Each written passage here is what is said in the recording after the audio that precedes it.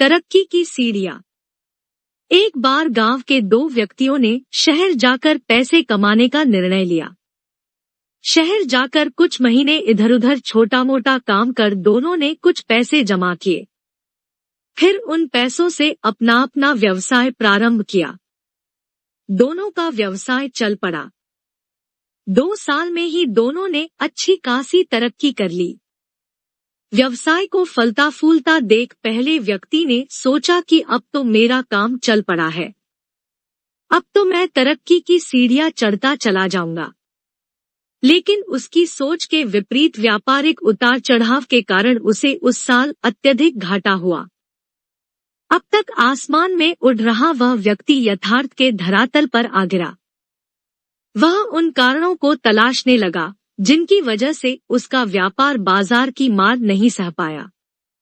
सबने पहले उसने उस दूसरे व्यक्ति के व्यवसाय की स्थिति का पता लगाया, जिसने उसके साथ ही व्यापार आरंभ किया था।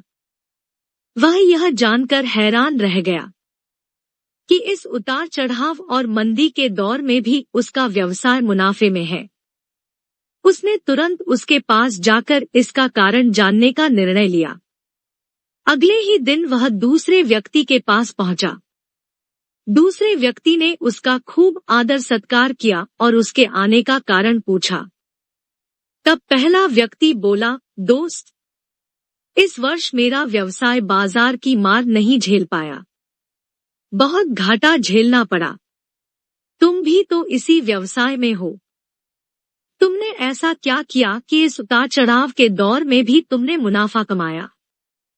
यह बात सुन दूसरा व्यक्ति बोला, भाई, मैं तो बस सीखता जा रहा हूँ, अपनी गलती से भी और साथ ही दूसरों की गलतियों से भी।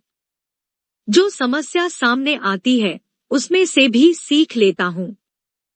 इसलिए जब दोबारा वैसी समस्या सामने आती है तो उसका सामना अच्छे से कर पाता हूँ और उसके कारण मुझे नुकसान नहीं उठाना पड़ता।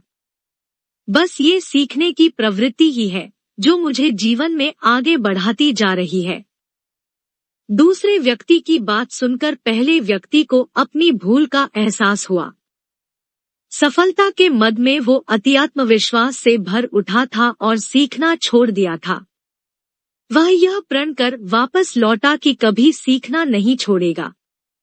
उसके बाद उसने कभी पीछे मुड़कर नहीं देखा और तरक्की की सीढ़ियां चढ़ता चला गया।